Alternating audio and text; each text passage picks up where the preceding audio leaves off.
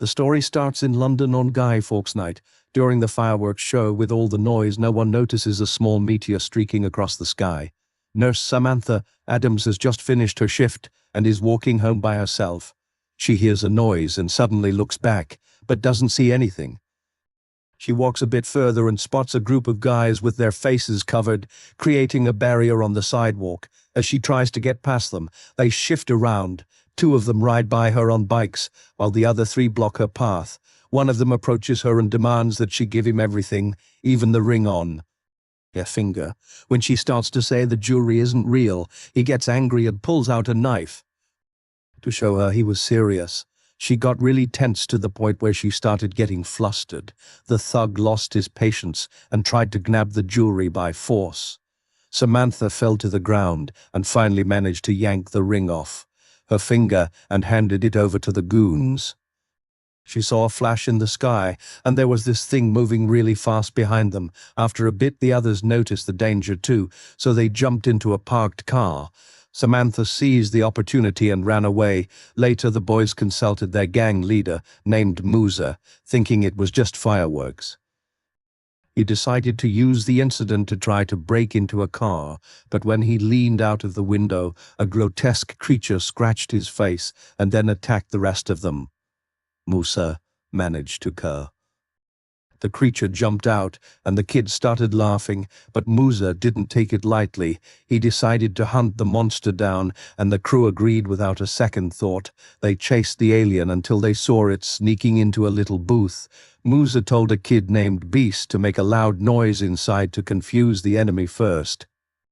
Then the whole gang stormed into the booth, and the creature got wrecked. The kids celebrated their victory, shaking the alien's body and shouting that no one could beat them. Meanwhile, a couple of meteors were headed their way when Samantha arrived at Wyndham Tower and met a woman living in the same building. The woman noticed something was off. The girl decided to take her in and offered her some tea. Both of them complained about how useless the police were, saying the thieves were like monsters. At the same time, a real monster was selling stuff in the street, like it was just a trash bag next to some wires. There was a group of guys, Biggs, Jerome, and Dins. Biggs was lying to his mum on the phone. Jerome was spreading wild rumors, and Dins was griping that there was nothing good in Samantha's bag because the nurses weren't rich.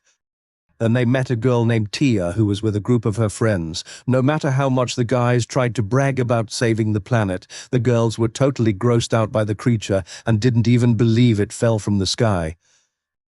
They set that aside for a bit, and then the gang came across these two little kids named Mayhem and Bruce. The boys were totally blown away by the alien and even asked to join the crew, but the kids just laughed at them. Then we see they're heading to a place where Samantha gives a detailed rundown to the cops. Musa takes the alien to his buddy Ron on the top floor and asks him to stash it in the herb room since it might be valuable later, and honestly there's no safer place than that. Ron says he's just a worker there and tells Musa to talk to his boss, this thug named High Heats. Meanwhile, in the other room, the other boys are thinking about chatting with the tabloids and all that caught the attention of one of Ron's customers, a guy named Bro. He's a total animal nerd and claims that this creature isn't from any known species. In the herb room, he's chilling with this alien and letting Moses keep it there, but he asks for something in return. Moses has to work for him and sell some heavier stuff. Then Moses heads back to the room and the kid hides the goods in his sock. After that, he looks out the window and sees dozens of meteors, kind of like the ones we saw earlier, raining down on the block. The kids are telling Ron and Bro that it's an alien invasion and rush out into the street all pumped up to take down more aliens. They were on their way down, and each one of them stopped by their house to grab something useful for the battle. They tricked you. I found Dennis unsure of what to do with his dad getting older and taking the dog Bujo. They hopped on their bikes and headed to the park, where they discovered one of the alien creatures dead, but this one was really different from the others, about 3 times their size. The hero's excitement started to fade fast, but it was too late to turn back. A creepy sound caught Bujo's attention. and the dog ran towards it. Dennis freaked out when he heard the barking, but his friends wouldn't let him take the risk. When the alien showed up, no one could see it clearly because its body was so black that it absorbed the light. You could hardly tell it was there. He was caught just because of his shining teeth. The gang got scared and ran, but they didn't get very far because the police showed up out of nowhere. Musa got arrested. Besides the knife he also had a phone belonging to Samantha and some goods in his pocket. His criminal record was the least of his worries at that moment. The police started reading him his rights while he focused on the shiny spots in the street, asking them to hurry up and arrest him. Samantha was inside the police car and recognized him right away, while the rest of the gang were on the bridge watching their leader get taken down. When Dennis saw the alien in the rearview mirror, while Samantha was sitting there, she noticed something weird next to the car. One of the officers shut the back door, and suddenly an alien dropped down on him and ripped him apart. His buddy got hurt too when the second alien showed up, and Samantha realized this wasn't just a gang of kids messing around. She went back to her seat, sat down next to Mousa, and the monsters started attacking the car. On the bridge, she tossed something a bit stronger than a bang under the car, and the creatures backed off in shock. One of them messed up his bike and promised revenge for his little buddy. When he opened the door, one of the aliens tried to come in with him, but he managed to shove it out and save his friend. Samantha was scared and rushed inside. As soon as Moses got out of the slammer, they slammed the door shut. Dennis grabbed the driver's seat and ran over one of those alien creatures. At the same time, Bro realized that the car they wrecked in the first crash was actually his. When he heard a bunch of sirens, he decided to hide to avoid questions about everything he just bought. Then he called Ron for help. Ron looked out the window with binoculars and said the area was super quiet, so he told Bro to come back. Dennis and Moses reached the garage where they agreed to meet the others, but Moses crashed the police car into a heist, and the thug thought it was the real police, but he got really pissed off. When he realized it wasn't the cops, Dennis yanked Samantha out of the car, and she took off running. Beast tried to calm things down, saying the building was under attack and aliens were coming, but his explanation didn't help at all. Then the terrifying screaming started, and the thug Hey Heats warned that something weird was happening on the roof. Everyone looked up, and a black figure dropped down behind the car. He told the thug to go check it out, but he didn't see anything, just some glowing teeth in one of the garages that was super obvious. The thug started saying everything was fine until the alien dropped down and started eating right in front of everyone. Hey Hyde started shooting at the monster while the kids ran away, and Dennis helped Musa. They got rid of the handcuffs and decided to head back to the building until things calmed down. Creatures showed up quickly and started chasing them, forcing Biggs to put his parkour skills to the test. He had to hide inside a trash can and got separated from the rest of the group, who had already made it into the building. Best was the last one of the four to get inside, and the alien chasing him bit him on the leg. His friends pulled him in, and he came face to face with Samantha. Musa was hiding in a room, and when she saw the phone outside, she tried to defend herself with a guitar, yelling at the intruders to leave, but nobody took her seriously except Best. When she said that the cops in the car were attacked by dogs, I explained to her what really happened. She admitted that she had never seen dogs like that before, but still didn't believe they were aliens. Then Dennis remembered that Samantha was a nurse and convinced us she should treat Beast while talking to Ron.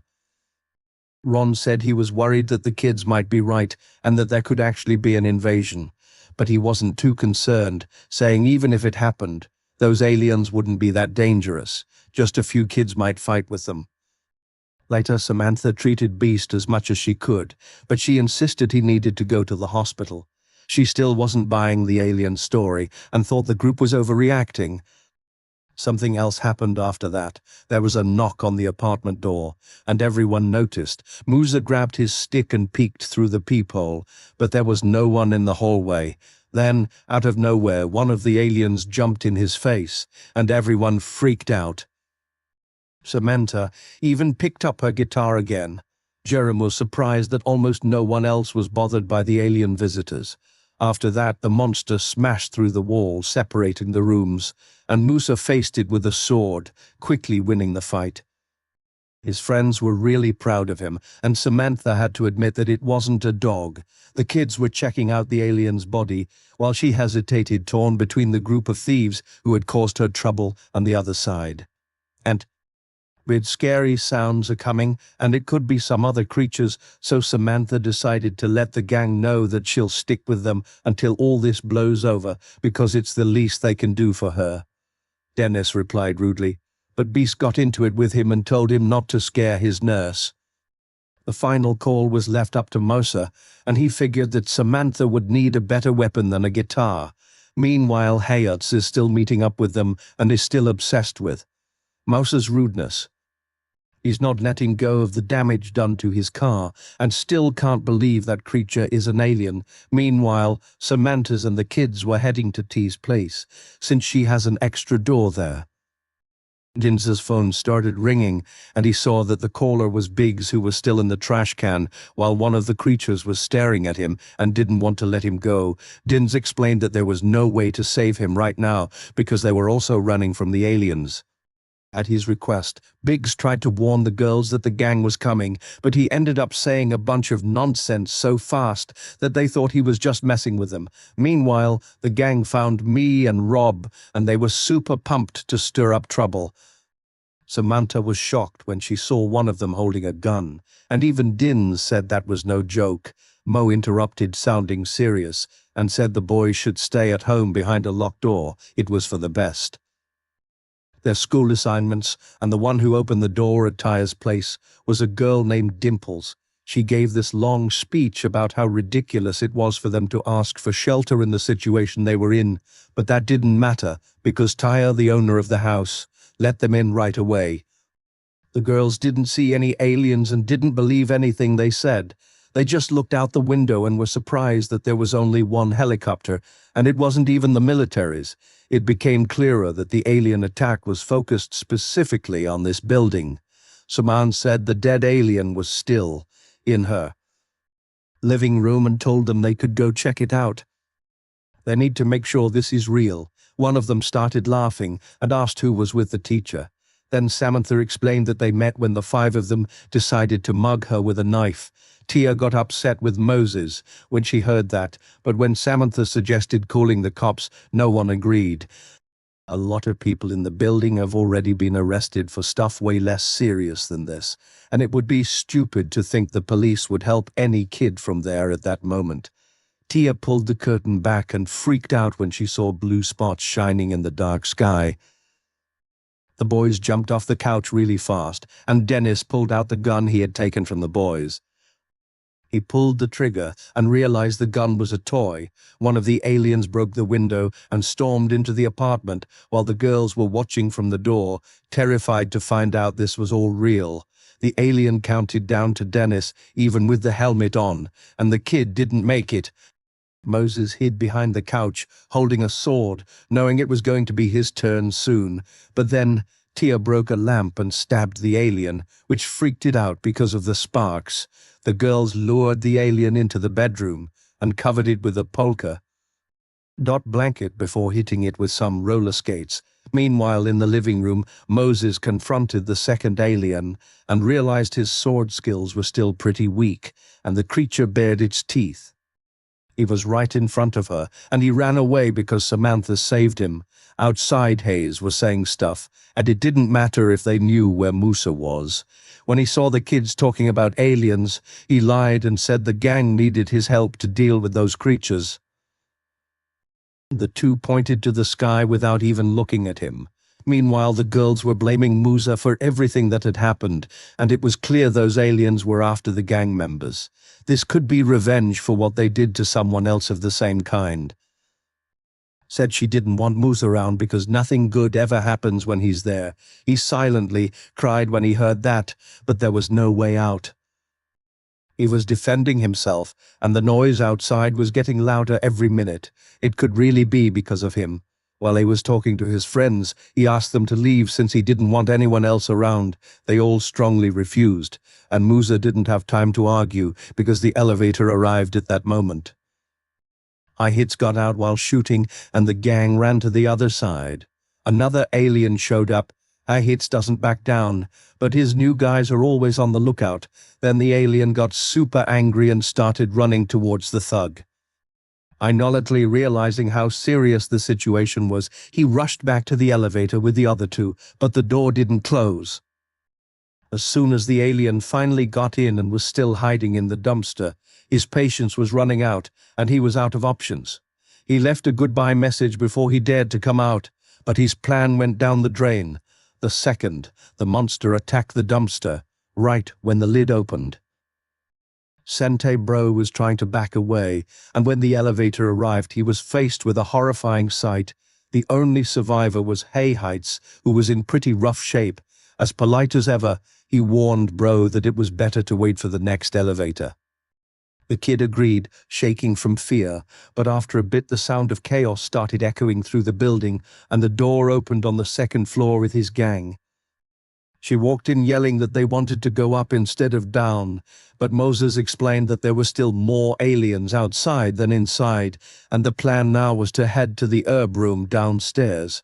They were just bummed out, because there were no aliens, until they realized where everyone had gone. Some of them were climbing the building, and a few actually made it to the top floor when the elevator came back. Then the place put on a fireworks show, and the creatures started reacting to the fireworks.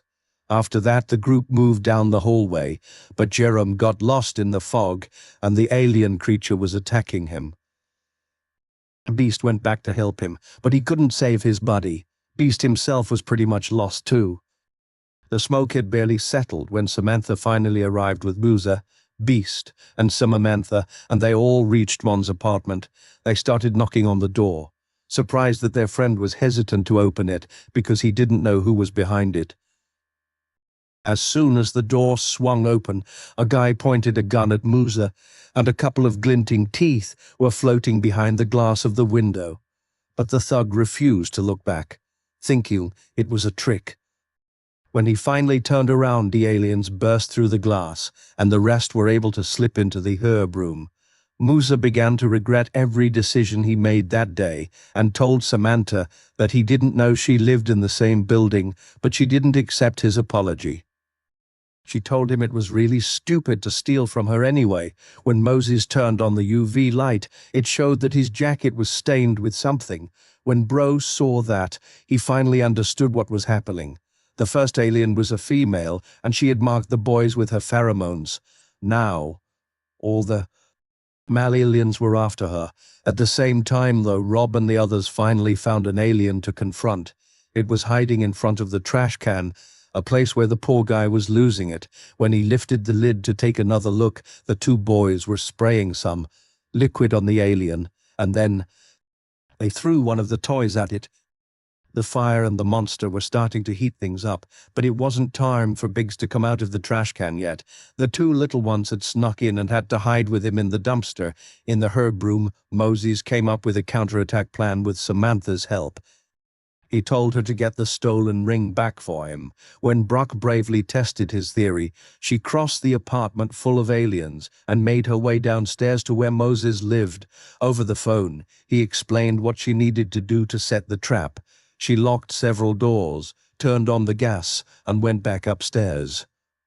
Moses strapped the female on his back while Biggs cleared the way with fireworks, and the kid was running from apartment to apartment, dodging all the creatures. The one who saved the whole building. People started cheering for the children while they were trying to catch the tyrant, and Musa smiled when he heard the neighbors calling his name. This is the end of the movie, and we will meet in a new summary. Thank you for watching.